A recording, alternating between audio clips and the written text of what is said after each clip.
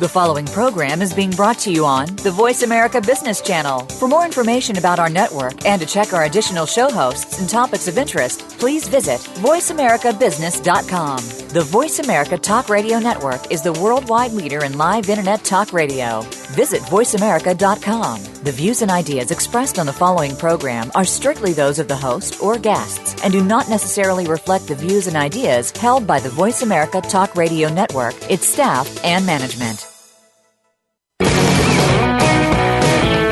Financial technology, or FinTech, is one of the fastest growing industries in the world today, with New York, London, Tel Aviv, Edinburgh, Singapore, Moscow, and other major cities all vying for a piece of the action. Welcome to Breaking Banks, the first dedicated radio show that focuses on how this new boom is changing everything, from the way we bank to the very concept of money itself. Now, here's your host, Brett King.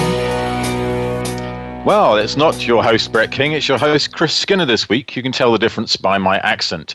Brett's taking a well-earned break traveling, and this week we're actually going to shift the focus of Breaking Banks to the European hemisphere, talking about all things FinTech. But before we do that, let's just summarize the news headlines for the week. And that the week started with this horrendous red ink everywhere as China caused a global meltdown of the financial markets. The headline I received on Monday morning was Crash Bang Wallop, and it was all about the Dow Jones sinking 1,000 points at the opening on Monday, but it did recover, and everything seems to have not stabilized, but we still are wondering what the hell is going to happen with the Chinese economy.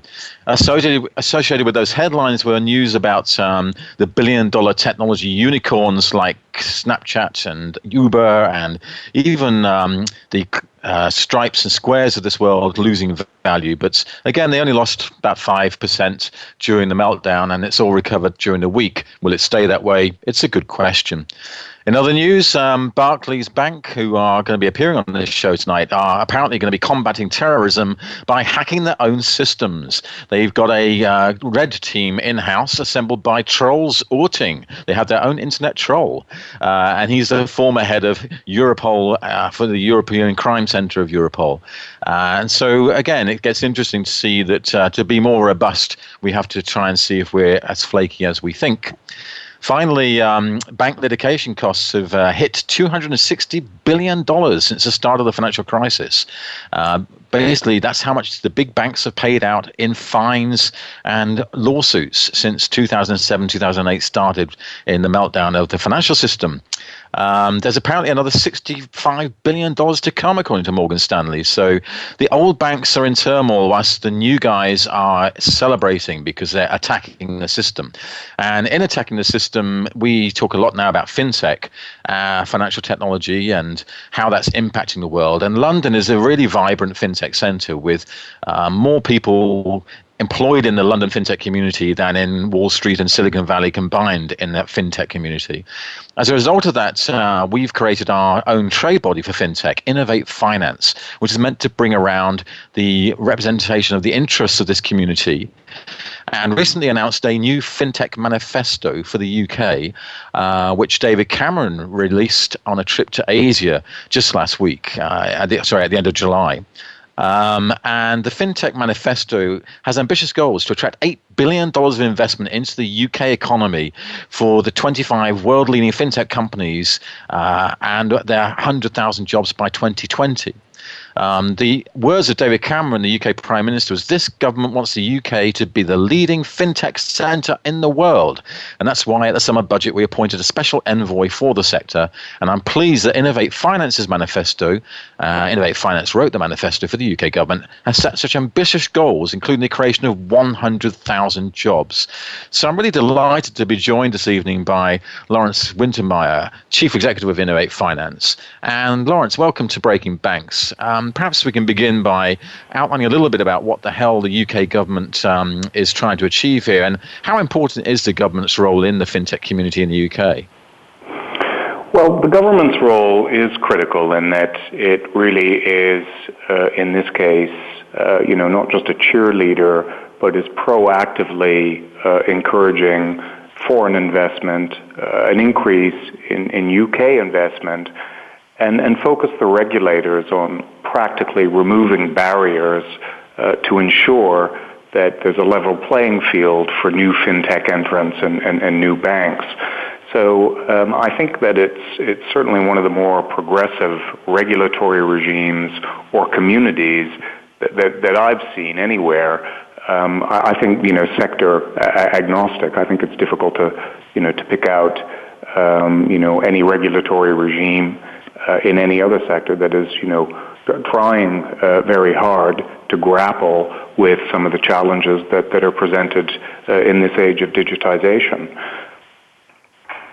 Yeah, I've seen from my own perspective that UK government's trying hard to make London the focus for fintech in particular, because London is one of the, if not the biggest global financial centre. But there must be risks here, and that by way of example, in the US, we recently saw the incumbent banks saying that the fintech startups need more regulation because they're getting away with things that the banks can't get away with. Do you see the same thing in the UK? Well, I think this uneasy tension will always exist between startups and institutions. Startups are really trying to, productively disrupt by engaging consumers in a broader range or a more inclusive range of consumers with competitive propositions that are priced better or access different areas of the consumer economy.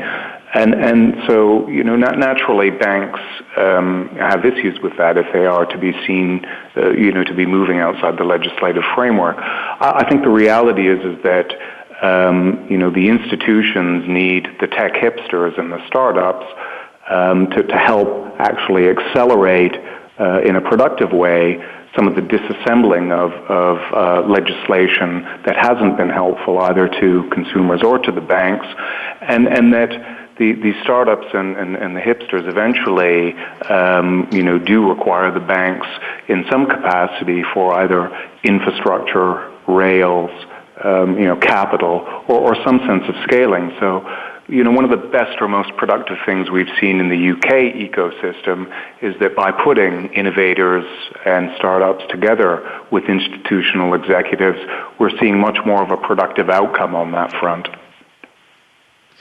So you only recently joined Innovate Finance with a background in finance yourself, and are you there to represent the hipsters and the startups, or to bridge that gap between the friction of the incumbents and the new guys? Well, Innovate Finance is an independent, non-for-profit members association with 130 members ranging from seed startups, hipsters, unicorns, as you mentioned in your previous discussion, right up to institutions. So we're a wholly inclusive community focused on promoting fintech. UK as a fintech, a global fintech center, and promoting global fintech. This is not just about the UK. Our capital comes quite often from the US. Most of the technologies, the plays that we're working with are really diverse multicultural teams that are scaling all around the world. So, digital really is a global business. But for the most part, we're very much what I would call a new millennium members or organization or representation, in that we're trying to really proactively lobby and move that discussion forward. And I think, Chris, as you'd appreciate, that's not always easy. There are quite a few, conflicts that pop up in the community. But I think broadly we're at the early stages of developing a very healthy fintech ecosystem. And we're starting to see some of those barriers come down and some of those complexities and challenges get solved. Yeah, I guess one of the issues that came to light recently when in the visit to Asia that I mentioned of David Cameron is the fact that there was a Bitcoin company going around on the tour with him, and a lot of the media said, what's that doing there, because that's really a Wild West. But at the same time, UK government and Innovate Finance is actively supporting the development of blockchain and cryptocurrency startups. So how do you see that side of the fence in terms of the role and the activity taking place, particularly in FinTech UK, with cryptocurrencies, Bitcoin and blockchain? Well, that's a great question, Chris, because we need to take it in different parts. Right now, digital currencies or cryptocurrencies, the blockchain and The cipher component of that seem to be embedded in a single conversation or discussion point for many people. So the minute you mention something like the blockchain or the distributed ledger, people immediately think of Bitcoin. So if we put aside digital currencies for a minute, the blockchain is probably the number one trending topic in the UK ecosystem, whether it's with institutions, hipsters, or regulators. And one of the reasons for that is that simply a distributed ledger that gets away from a central honeypot of a database that is, under intense cyber threat these days. So a distributed ledger is actually quite attractive, and particularly one that has, a provenance of a cipher handshake and an indelible record of transactions.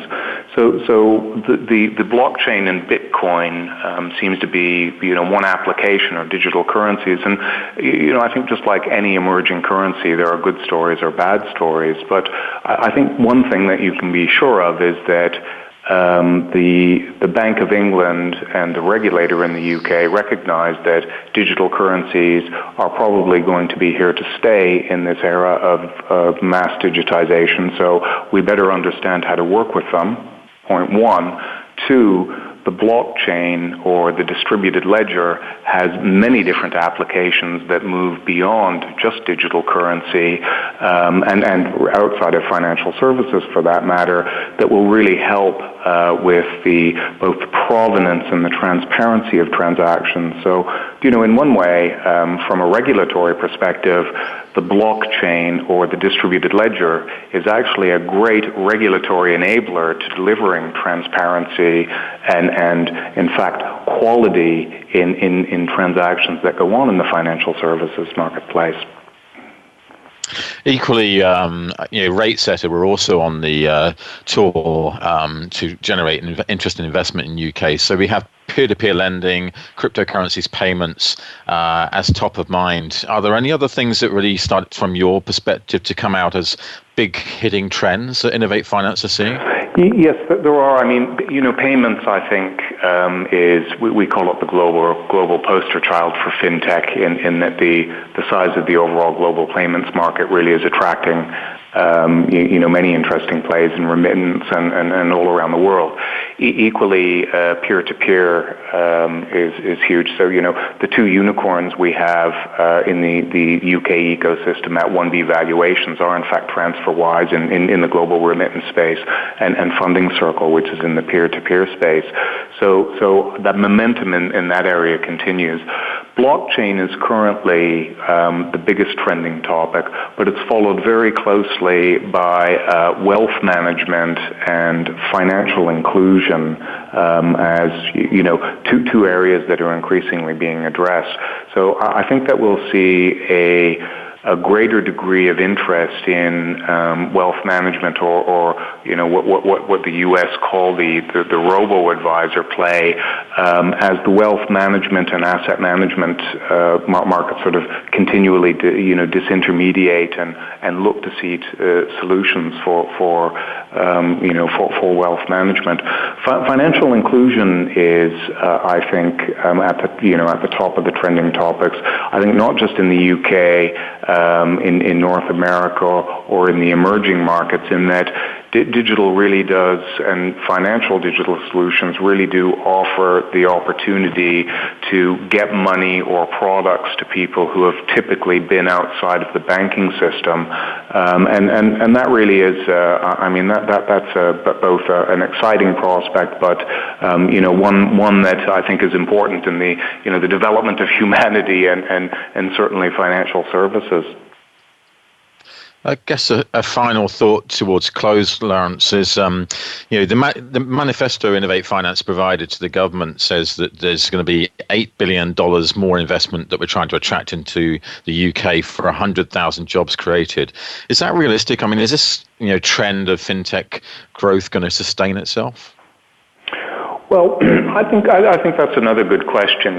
People always ask me, is FinTech a mayfly? Are we going to be talking about it in the way that we spoke about the .com era in a few years' time? And who knows? I think it's too early to tell globally, as the whole area of FinTech has really only got strength over the past few years and is emerging. But where I think FinTech has a great degree of permanence is that if you look at the volume of money that is involved either globally in payments, remittance, lending, or asset management, that's a pretty stable chunk of money right now. And with the emerging demography and the millennials, coming into, middle class spending consumptions, it's going to grow.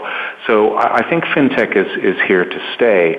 Now, the numbers that we developed in the manifesto to a lot of people look like a moonshot, but out of that 8 billion, 4 billion of it we would expect to attract from the venture capital community, and that really is a multiple of 1.5 on the 2014 numbers we raised in the UK. The balance of the 4 billion coming from corporate ventures, I think, will easily surpass, in that corporate ventures, I think, are, corporate ventures and the whole institutional side of investment in FinTech is probably going to start to give institutional VC money a run for its money. And then on the 100,000 jobs, those are all very achievable to the extent that, the Blackett Review said that, the UK already has 120,000 jobs in FinTech. Putting on 100,000 more in support of not just what the seed startups or momentum companies doing, but how the institutions are repositioning themselves are actually reasonable targets. I mean, some of them may be a stretch over the 5-year period or the 4+ year period to 2020, but they're certainly all achievable if the FinTech community stays focused. The government continues to be very supportive and proactive in its regulatory stance and its global stance in making sure that the UK remains the global FinTech hub.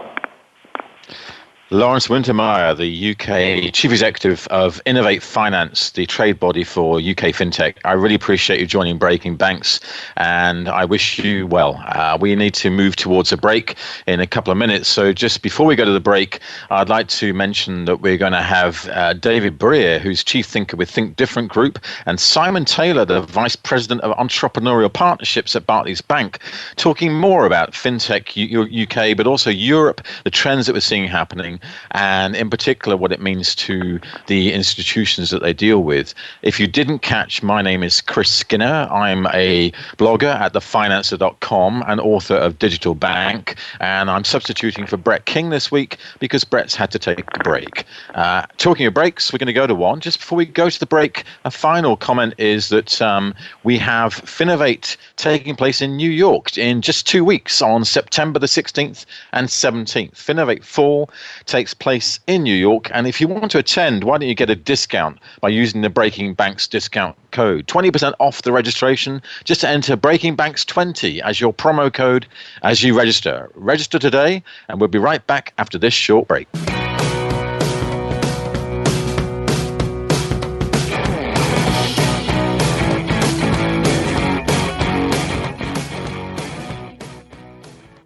It's been probably the best thing we've ever done, without a doubt. In 2011, Dwayne Blomstrom and Maniga headed to the first Finovate in Europe. We were a very small company back then, 6 people. We had decided that we're going to actually demo, which was a big step for a small company at that time. After winning Best of Show, they grew to be a European market leader in personal financial management. Pipeline essentially exploded as a result of this. It essentially put us on the map. So why do they keep going back to Finovate? It keeps us honest innovation-wise. Register today for Finovate Fall 2015 in New York City on September 16th and 17th and experience future FinTech first. Today, make that long overdue call to your bank and thank them. Thank them for a checking account, one that has a minimum balance and penalties for going below it. Thank them for a savings account, one that has almost no interest and charges statement fees to let you know it. Most of all, thank them for overdraft fees. and all those other fees you never even knew existed. Thank them today. Why? Because the future of banking is here, and it's not just what you want, it's what you deserve. Move-In is a free app and debit card with no overdraft, ATM, or monthly fees. Best of all, you get an instant receipt every time you make a purchase, and daily feedback on your spending so you can always be on top of your money. So make that call to your bank and say thanks, but no thanks. And when you're done, download the free app and get Move-In today.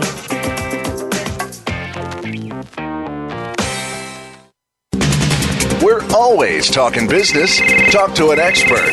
Call now toll free 866-472-5790. That's 866-472-5790. Voice America Business Network.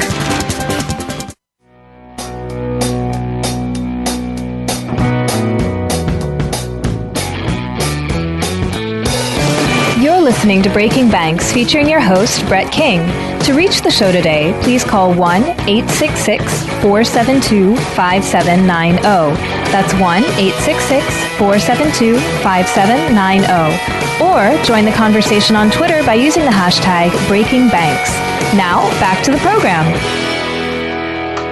Hey, welcome back, and you are listening to Breaking Banks, but not with Brett King. You're listening to some strange English guy called Chris Skinner, author of Digital Bank and blogger at thefinancer.com. The reason I'm hosting today is that we're talking all about FinTech Europe and what's happening in the European and specifically the UK scene in financial technologies. We just had a great conversation with Lawrence Wintermeyer, the Chief Executive of Innovate Finance, the UK trade body for FinTech. So let's now widen the conversation by talking to Simon Taylor of Barclays Bank and David Brear of Think Different Group. Welcome, guys. Hi, Chris. Thank you very much for having me. Pleasure. And what I'd like to do is just begin by maybe turning to Simon, because we ended the conversation with Lawrence talking a little bit around the bank's friction with the startups, and in particular, the involvement and role of blockchain. And I know that you guys have been very active in this space. So can you tell me a little bit about what Barclays are doing? Just discovered that Simon's no longer on the line for some reason. He's going to be dialing back in. David, why don't we start with you then? And David, can you tell me a bit about what your perceptions are of what's going on in the fintech space in UK and Europe? Do you see the same things happening that Lawrence and I see? I mean, what are the big ticket items? I think there's almost a perfect storm happening, isn't there, in Europe at the moment? I believe with all of the changes coming through from a regulatory perspective, how the government is getting involved and really supporting the movement in the mix.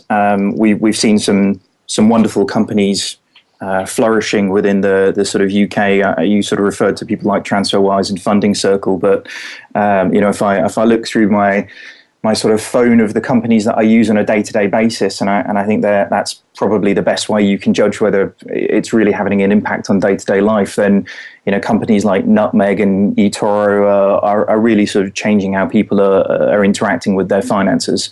I think, like I say, from a regulatory perspective, there is a huge amount of interesting things happening.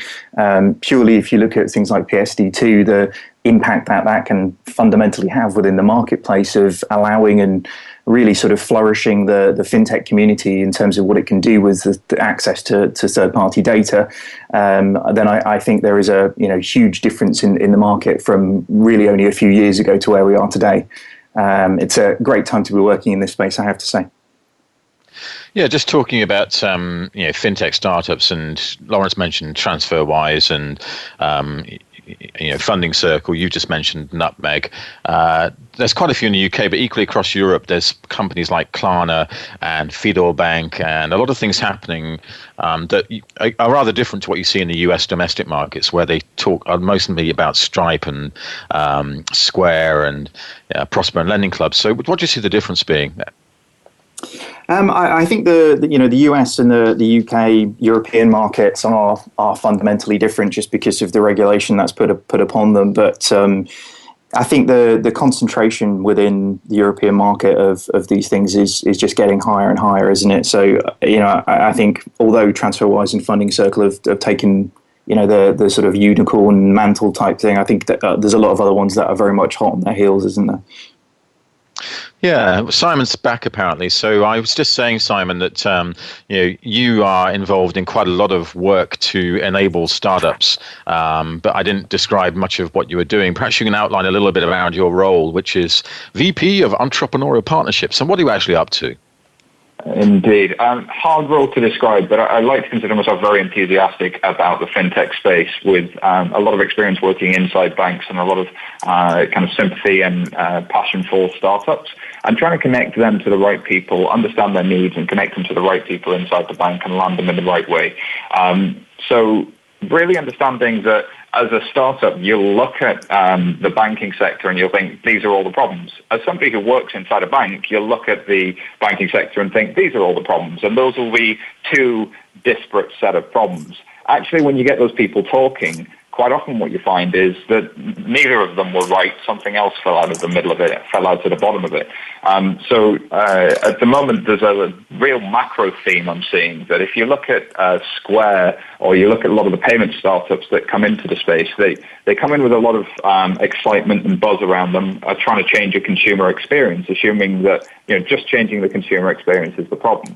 And what we might do in Barclays on my role is often helping them understand other problems. So if you look at, and I haven't done this for Square, by the way, this is just an example that's illustrative. Square have now pivoted to be more interested in the data about a payment and to really solve the merchant problem and get to that pain point and have pivoted around that business model. I generally try to help startups do that and then meet the right person they need to meet in Barclays and be able to explain what they do in a way that might help them get a partnership or a POC or something of value from Barclays. And at the moment, applications are open for the Barclays Accelerator powered by Techstars for the next London cohort. So if you're a startup and you're listening and you think, there's somebody in the bank, if I could get a bank to listen to this, I really, really would love to have them hear this story. Please do reach out to me because I want to help you package that story as a startup. Good advert, Simon. And in fact, I think you've just outlined something that is an interesting area we can explore in this segment, which is that a lot of people think that fintech is out to destroy the banking system and that banks are dinosaurs and unable to change.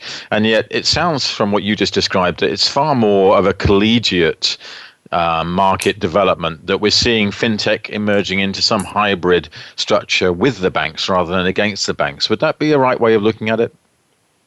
From my perspective, yeah. I look very much at, if you look at what happened with the internet, early days of the internet, everybody assumed that British Telecom and AT&T would be the ones that would disappear. But actually it wasn't. It was the advertising industry and the newspaper industry that was turned on its head.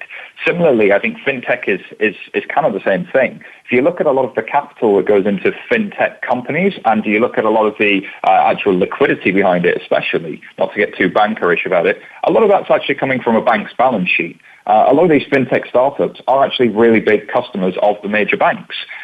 So really, whilst the brands are being diluted, whilst the consumer and the business is getting better experiences, from a bank's perspective, depending on what type of bank you are and where you are, it can actually be a really, really good thing. It's change in the market and change is painful, but actually it's a change that we can grow together. And the best of both approach is something that it could be really, really exciting. What do you think, David? Is it banks versus fintech or banks working with fintech? I think it really comes back to what your definition of fintech would be. If I was kind of looking at what the things I was probably most excited about in the UK of kind of companies that are coming along within the fintech space, I would actually be counting people like Atom and Mondo sort of within that.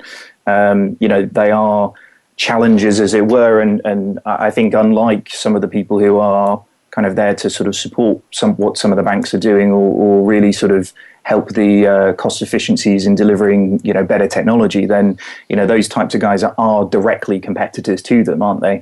It's just that they're going about it in a very different way to some of the incumbent organizations. And one of the things that is the theme of tonight's episode of Breaking Banks is looking at the role of governments. And in particular, I guess, when you look at cryptocurrencies, you've seen a lot of governments ban Bitcoin, China, Russia, Thailand, you name it. And yet the UK seems to be actively encouraging Bitcoin. Do you think the UK is different? I mean, are we maybe exposing ourselves to too much risk in this space? David, why don't you kick off first? I think there's a very active watching brief on this one in terms of what the government is sort of saying and doing, and I think a lot of the companies are really very heavily exploring this territory. I don't think there's a massive move yet in terms of that, but I think everybody needs to be very aware of what they're doing with it. There are lots of accelerators and people sort of developing capability, but I don't think there's a huge amount that's been taken to the market just yet with regards to the sort of main players, really. Simon, you probably know a lot more than I will on that regards. Simon, far away. My view of the government response to date has been, if you look at what they did with the peer-to-peer sector, there's an echo here in that with peer-to-peer lending in the UK, we were very much caveat emptor or buyer beware, which is let's not regulate, let's push for self-regulation, and once that's been achieved, then let's look at voluntary regulation followed by rubber stamping that. And I think there's very much a hope that might play out again, because it worked fairly well to date, and this may all yet unravel, who knows, but it's worked fairly well so far, and I think that's kind of the approach that's been taken. My own understanding is that there's a pretty well-informed kind of government that's wrestling with the concept of how do I regulate into legitimacy some ideas that may include Bitcoin, but are also far larger than that. Bitcoin's 1-2% of the iceberg. Really what we're talking about is a whole suite of technologies that Bitcoin really, its gift to the world, is allowing us to think differently about how we manage ledgers, how we manage accounting, how we manage transfer between people, how we move value. And I think in that wider context, it's quite a mammoth task to think about all the things that might need to be done. But it's encouraging that perhaps this approach worked before. It may well work again. And what about from the fact that we're part of Europe? Because Brussels doesn't really have a strong position yet on peer-to-peer and cryptocurrencies. Germany's made a few comments, but the rest of Europe doesn't seem to be that awake to what's going on. Apart from, as I mentioned, we see a lot of things in Estonia, in Finland, in Nordic community, in the FinTech startup space, in Berlin. But do you think that the UK is coordinating its activity here, or are we still just standing alone? I'm asking Simon, by the way. Yeah, sure. I think there's an attempt to coordinate it, but as with anything where you've got a lot of European member states, that's not the easiest thing, and there are a lot of divergent views. I'd also call out the Netherlands as being very progressive in this space as well. Both the financial services sector and their government and regulators are really quite thought-leading in this space. So I think that it's kind of all over the place, and it's very bureaucratic, and it'll take a long time to do anything. But when it does, it will probably do it and implement it with some veracity. It's an interesting challenge to see whether something comes out of it. I take your point. Estonia is worth studying for anybody in the financial services industry or broadly. They've achieved some incredible things, both with digital currencies and crypto, but also in their financial services more broadly. How's it going to play out? I don't have a crystal ball, but I think we'll see, again, similar reverting to type here, where the bureaucrats will take a long time to come to some decision, and member states may get further forward than the wider European community. Just going back to a wider context, I guess, but when we look at some years away, a lot of people ask me the question, are we going to see banks disappearing because they're going to be disrupted? David, what do you think? Is this a space that's going to actually fundamentally change banking business, and are banks going to be able to adapt, or are they going to disappear? I think banks are not going to disappear. I think as much as we would all sort of love to kind of profess that the sky's kind of falling with that regards type thing, then I think that the banks are not going away anytime soon. They have all of the customers, they have all the investment to make, and I think they've well and truly woken up now to what the opportunity is within FinTech. So, you look at the announcements that people like Santander have been making of how they're sort of collaborating a lot closer to the startups. I firmly believe that it was only a matter of time until they really sort of clocked onto the opportunities that they can get, and with people like Earthport and Ripple really sort of legitimizing some of the more sort of technical and difficult capability, then it kind of feels like they can start to really take wholesale cost out of their operations without really having to move too far along the track. Banks aren't going away anytime soon in my regards. But I think they're getting a lot wiser about how they really sort of start working with the startups. Yeah, I think there's a more important question there, actually, which Simon can address, because it's really a case of saying banks obviously will be disrupted and have a problem if they don't adapt and change to what's happening with the fintech space. So what would you recommend the best practices here for banks to take up? And what have you learned in your own role in terms of how to incorporate these changes and adapt to them to your own business? Indeed. So I think really what you're staring at is death by a thousand cuts, kind of from fintech disruptors, and just kind of a constant malaise of no better share price, no better results. So really, the best practice is to kind of get around that, to start small and think big. So innovation is this chaotic, amorphous thing. But and every bank has kind of gone about it a little bit differently. Sometimes that's been buying in innovation, and in fact, that's probably been the quickest fix in the short term. And buying innovation can take the form of an accelerator. It can take the form of a venture fund. It can take the form of just acquiring some fintech startups. I think that's a very useful short-term quick hit, but it's not sustainable in its own right. The bigger and I think the wider piece is then about, over the 5-year time frame, moving the strategy and the culture to one that really understands what it is about a small company, what it is about Silicon Valley, what it is about fintech that thinks differently. What's the mindset when you only have 3 people and £100,000 of runway left to get this product delivered, versus you've built a program and there's 100 people and there's a program manager and then there are test managers and all of these sorts of things.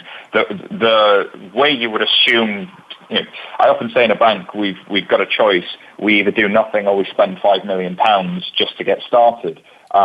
Finding that 0 to 5 million range, that sweet spot, and really filling that with things like hackathons, buying innovation, experiments, proofs of concepts, and having that chaotic funnel, fuzzy front end, is really, really important. So if you can do those give you the credibility that allow you to leverage off of those and then build products and services that have succeeded, versus taking strategic bets at £5 million a pop, which is very, very scary. Okay, guys, we're moving towards another ad break, but I'd like you both to stay on for the final segment, where we're going to be joined by Pascal Spelier. And Pascal is a great guy from the Netherlands, as you mentioned, Simon. It's a big innovation market. He actually runs a FinTech group and a conference called Immerse, as well as being the managing consultant for the digital customer experience at Capgemini. And just before we go to the break, I have to mention a couple of things in terms of a shout out to our sponsor, Jumio. And Jumio provides real-time identity verification, as well as making mobile accounts and transactions more secure. So thanks again for listening to the show, guys. My name is Chris Skinner. I'm hosting this week of Breaking Banks in Brett King's place. If you don't know me, find me at thefinancer.com. I'm author of Digital Bank and a new book called The Internet of Value that looks at all things blockchain, Bitcoin, mobile, and fintech, which is what we're discussing this evening. See you after the break. Cheers.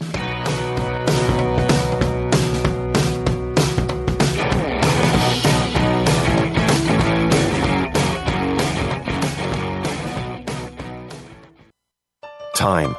There's never enough.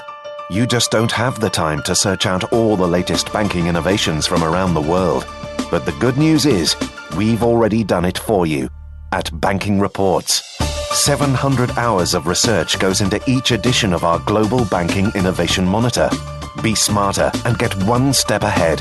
Get Banking Reports sent quarterly to your inbox. To subscribe, follow us on Twitter at banking_reports. When you're looking for the right place to eat, there's an app for that. When you need directions getting there, there's an app for that. And if you're trying to make a healthy choice, there's an app for that. But what about an app that tells you how you're doing with your money? Now, there's an app for that. It's called Movin', a free app and debit account that automatically tracks your spending. You get real-time feedback with every purchase you make and a debit account with no overdraft or monthly fees. So if you want to stay on track with your money, download the Movin' app for free on iPhone or Android and check out movin.com. That's MOVEN.com. Today, make that long overdue call to your bank and thank them.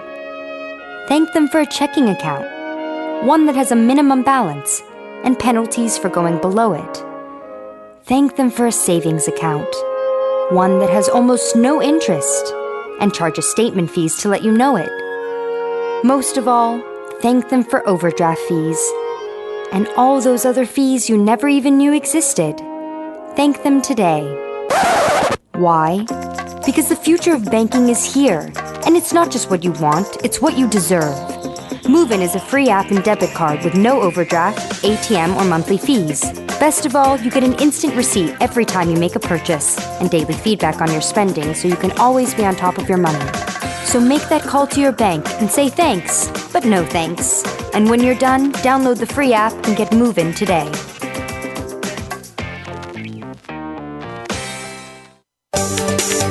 From the boardroom to you, Voice America Business Network.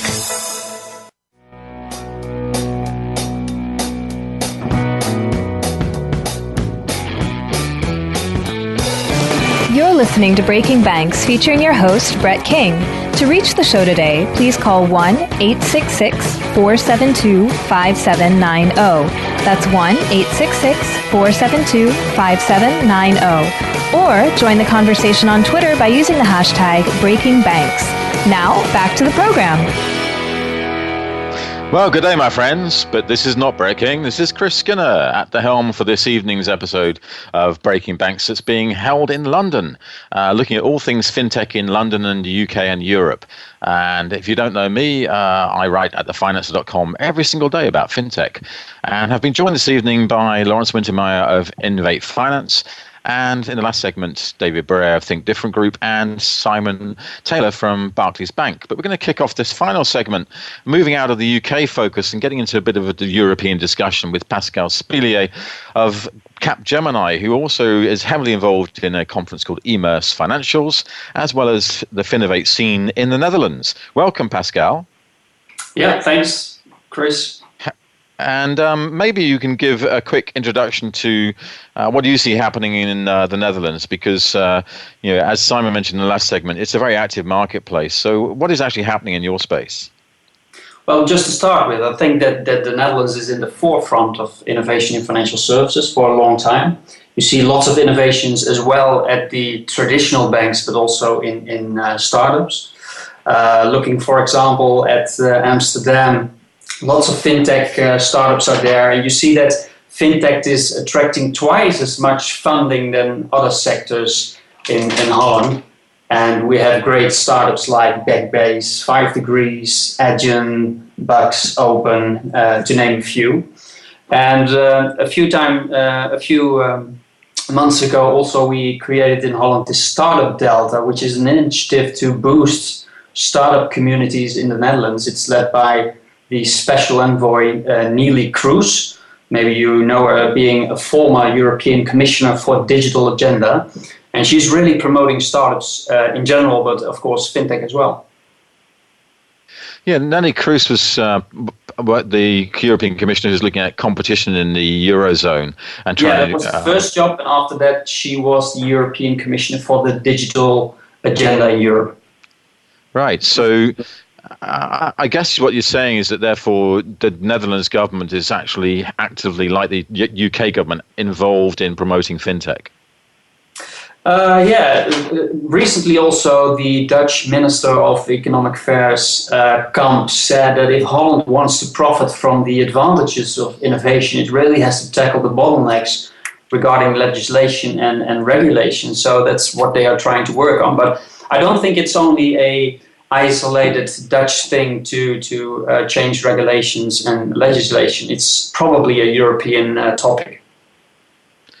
Yeah, although what's interesting is that the UK often sits in its own sort of slipstream when it comes to finance, away from the European Union, because we've seen those frictions about bonuses and tier one capital and salary payments and transaction taxes and all the things that came out of Brussels since the financial crisis that the UK has resisted. Do you think the UK and Europe are in two different sort of lanes when it comes to fintech development? Yeah, maybe they are, but that's mainly, I guess, due to all sorts of histories. Like England belongs more to, or fits more to the US, I guess, like what they call the Anglo-Saxon section of the world, and Europe is a little bit different, I guess, the main country. So I think there's a difference, yes. Yeah, and I think the challenge I've seen in Europe is that it's more fragmented, and that there are some very active fintech communities in Spain, Italy, Netherlands, as you mentioned, Nordic community that I've mentioned, but they don't seem very joined up. Now, they really tumble over each other to become fintech capital of Europe, but I guess, to be honest, that London has the best papers, the best cards to become the European fintech city of Europe, but probably also maybe from the world, because I think that New York and especially also London are having a combat about who is becoming the fintech capital of the world. But I think London has the right papers as well. And having heard the discussion with Lawrence Wintermeyer, David, and Simon, we talked a lot about payments, peer-to-peer lending, cryptocurrencies. Do you think we've missed anything? Are there some things that you see happening in Europe that are maybe different, or different business models, different technology trends? But what will be really interesting in the coming 2 years, especially for Europe, will be the Payment Service Directive 2, which is not a topic for the US, but it's really important for Europe, and will really change the banking landscape because banks really have to share account information, and they really have to open up for payment providers. So there really will be some changes on the payments area in Europe, I guess. Yeah, I think the PSD2, the Payment Services Directive 2, is very important, because when we had the first Payment Services Directive, suddenly you could just apply for a payments license and effectively offer alternative financial services. And Holvi, a Finland-based company, came out of that, effectively offering small businesses a bank service, but they just have a payments license. Under PSD2, and as you inferred, third parties now can, by law, get access to bank account details on request once they have a trusted third-party registration, and then use that access to obviously leverage further depth of service at a much lower barrier to entry. That's quite fundamentally different and may create a whole range of new fintech startups, won't it? Yeah, what I think is that there will emerge more and more startups, especially in the front end of the value chain of banking. Like compared with the US, where you have Moven, which is also some sort of front-end company, whereas Bancorp Bank does the transactions. And that sort of developments we will see more and more in Europe when the Payment Service Directive 2 is in place. And the risk for banks is that they will become more and more only let's say the factory for transactions, the BitByte of payments, and they can avoid it by becoming more and more agile, and they have to be flexible to all the changes in the market. So that's the important thing, to not become the dinosaurs of the financial services industry. That's a great point, Pascal, to bring David and Simon back in, and then you can reflect on how they answer this question, which is based upon PSD2, new fintech startup entrants, getting things done more easily at lower barrier to entry, where they can provide things at much lower cost in real time using new technology. Everything eventually, in my view, starts to become transparent in real time and almost free. So, Simon, how can a bank exist in that new world? Because banks don't do things in real time for free. They do things in old technologies in batch over many working days at high cost.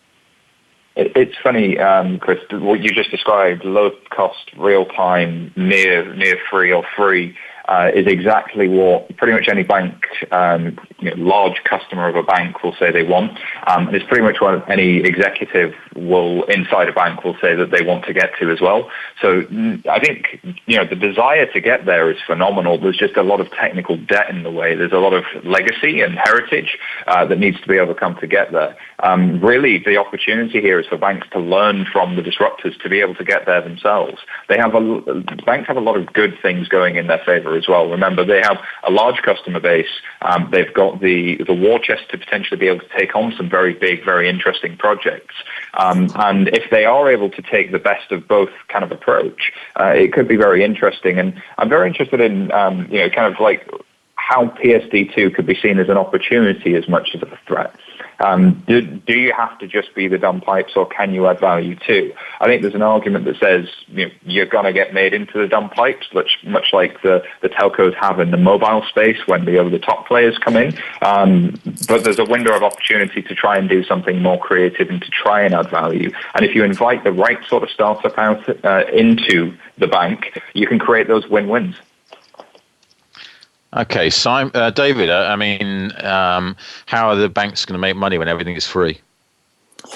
Not very well in the current climate, I would say. If you look at the differences between, like you say, the operating costs between the sort of legacy organisations and the people who are coming into it, the cost per cards, the cost of acquisition are they're not even in the same ballpark, are they? So I think the organisations that are really sort of embracing what this new sort of technology revolution can actually bring are the ones that are fundamentally changing how they work internally. So, I think fixing the technology legacy is a relatively known quantity for most of these organizations. The fixing of the spaghetti is, I know you sort of refer to it, and all of the elements around what functionality should be delivered to the front end to customers is relatively known.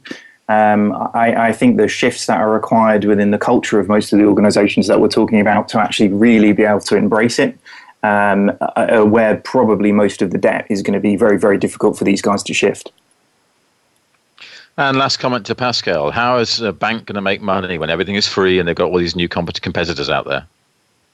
Well, what I think, just not seeing PSD2 as a threat to banks, I think it's really an opportunity because when I'm banking at one bank, I only have all the statements, all the account information from one bank. But using PSD2, it's possible for your own bank to create this holistic view because they can aggregate all your accounts also with other banks, which wasn't possible previously.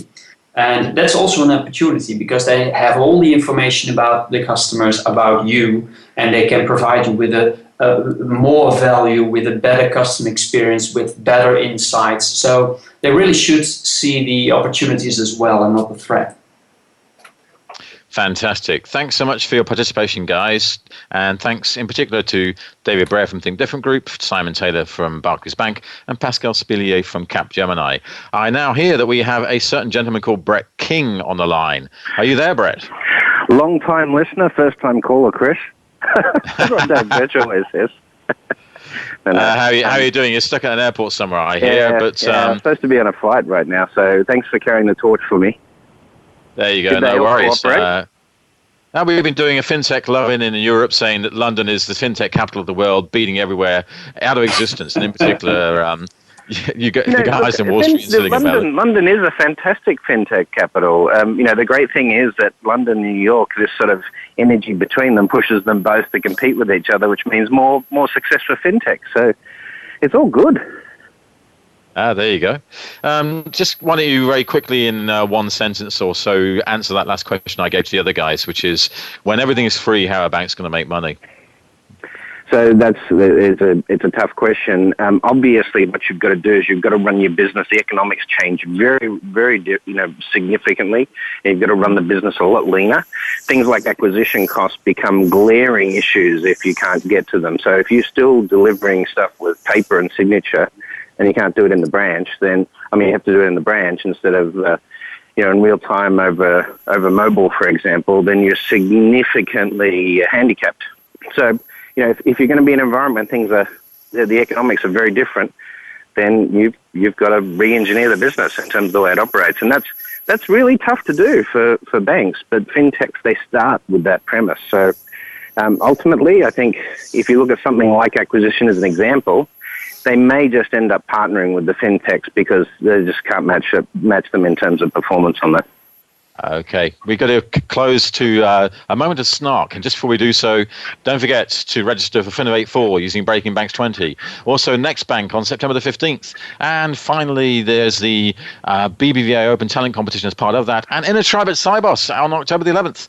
This was Chris Skinner hosting Breaking Banks. I look forward to seeing you and hearing from you guys again in the near future. Right now, over to Mr. Shevlin. The Federal Reserve Bank released its annual study on mobile banking, and some of the findings are a bit hard to stomach. The Fed asked what business benefits have been achieved since offering mobile banking. More than 8 in 10 banks said customer retention. First off, that's an interesting way to word the question. I would have asked, what business benefits have you achieved as a result of offering mobile banking? The way the Fed asked the question, the benefits achieved could have been the result of the economy improving if a bank had started offering mobile banking right when the economy started to improve. But I'll assume respondents answered the question from the perspective of what results were achieved from offering mobile banking. Still not buying the answer, though. Few banks are able to attribute a change in retention to any one action or offering. Maybe what these banks are seeing is that customers who use mobile banking have a higher rate of retention than customers who don't. That may be true, but it doesn't prove that mobile banking caused the higher rate of retention. Now listen closely here. 80% of banks said that they have less than 20% of their customers actively using mobile banking. With so few people actually using mobile banking, what impact on overall retention, or costs for that matter, could mobile banking really be having? There's something else that bugged me about the Fed's findings. When asked what the most common reasons preventing customer adoption of mobile banking were, 70% of bankers said lack of customer awareness. Oh, come on now. How big is the rock you're living under that you don't know what mobile banking is and whether or not your bank offers it? Look, I'm not arguing that banks shouldn't offer mobile banking. What I am arguing, though, is that mobile banking is infrastructure. It's a platform for which other things that could actually produce an ROI or business benefit, can happen. But don't let me shatter your mobile banking retention delusions. I'm Ron Shevlin, and this is the Moment of Snark on Breaking Banks.